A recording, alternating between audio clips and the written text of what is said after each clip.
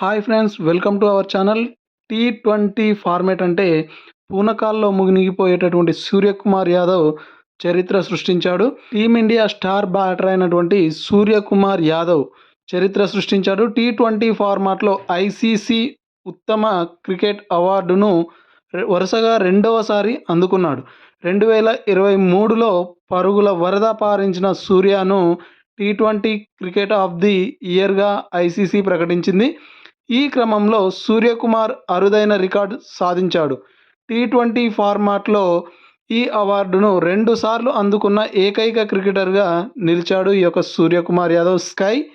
T20లో ప్రపంచ number 1 batter అయినటువంటి సూర్యకుమార్ యాదవ్ 2022లోనూ ఉత్తమ క్రికెటర్గా అవార్డుకైతే ఎంపికైన విషయం తెలిసిందే.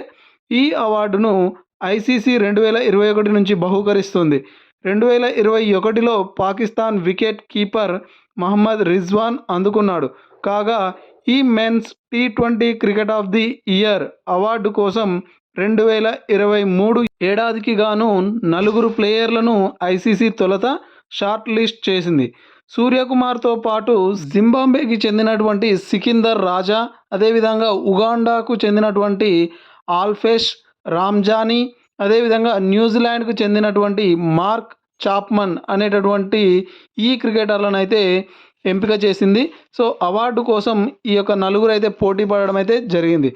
2023లో సూర్యకుమార్ యాదవ్ 17 ఇన్నింగ్స్లో 48 సగటుతో 155 స్ట్రైక్ రేట్తో 733 పరుగులు చేశాడు.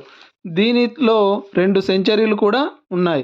జింబాబ్వే ఆల్రౌండర్ సికిందర్ రాజా కూడా సత్తా చాటాడు. 11 ఇన్నింగ్స్లో 515 పరుగులతో పాటు 17 వికెట్లు తీశాడు. ఉగాండా బౌలర్ ఆల్ఫేష్ గతేడాది 55 వికెట్లు తీశాడు.